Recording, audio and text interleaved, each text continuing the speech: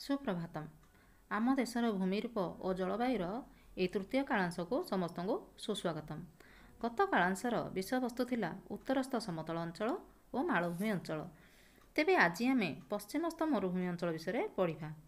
ପଶ୍ଚିମସ୍ଥ ମରୁଭୂମି ଅଞ୍ଚଳ କହିଲେ ଆମେ ସାଧାରଣତଃ ରାଜସ୍ଥାନ ରାଜ୍ୟକୁ ବୁଝିଥାଉ। ଏହା ଆମ ଦେଶର ପଶ୍ଚିମ ସୀମାକୁ ଲାଗି ଅବସ୍ଥିତ। ମରୁଭୂମି ଅଞ୍ଚଳ ହୋଇଥିବାରୁ ଏହା ଚାରିଆଡ଼ ବାଲୁକାପୂର୍ଣ୍ଣ ଅଟେ। ଆମ ଦେଶର ବୃହତ୍ତମ ମରୁଭୂମି ଥର୍ ମରୁଭୂମି ଏହି ଅଞ୍ଚଳରେ ଅବସ୍ଥିତ। ରାଜସ୍ଥାନର ପଶ୍ଚିମ ଭାଗରେ ଥର୍ ମରୁଭୂମି ଅବସ୍ଥିତ।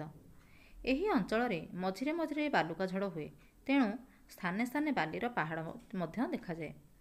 ଏହି ଅଞ୍ଚଳରେ ନଦୀନାଳ ନାହିଁ, କେତେକ ସ୍ଥାନରେ ତଳୁ ପାଣି ଝରିଥାଏ। ଏହିପରି ସ୍ଥାନମାନଙ୍କରେ କାକ୍ଟସ୍ ଭଳି କଣ୍ଟା ଗଛ ଓ ଖଜୁରୀ ଗଛ ଏବଂ ଘାସ ଗଛ ଦେଖାଯାଏ।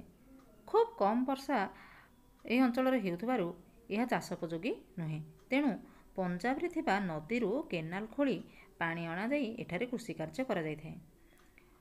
ବାଲିରେ ଓଟ ଭଲ ଭାବରେ ଚାଲିପାରୁଥିବାରୁ ଯାତାୟାତ ବା ଜିନିଷପତ୍ର ନେବା ଆଣିବା ପାଇଁ ସ୍ଥାନୀୟ ଅଧିବାସୀମାନେ ଓଟକୁ ବ୍ୟବହାର କରିଥାନ୍ତି।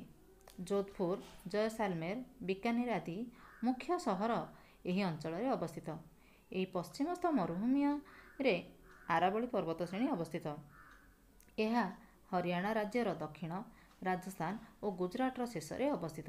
ଏହାର ଦୈର୍ଘ୍ୟ 692 କିଲୋମିଟର ଏବଂ ଉଚ୍ଚତା 5650 ଫୁଟ। ହଳଦୀଘାଟି ପର୍ବତ ମଧ୍ୟ ଏହା ମଧ୍ୟ ଦେଇ ଯାଇଛି।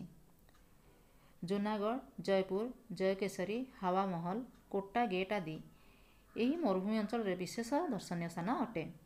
ତେବେ ଘୁମର ନାଚ ଏହି ଅଞ୍ଚଳର ବିଶେଷ ଆଦର ଲାଭ କରିଛି। ଧନ୍ୟବାଦ ସମସ୍ତଙ୍କୁ।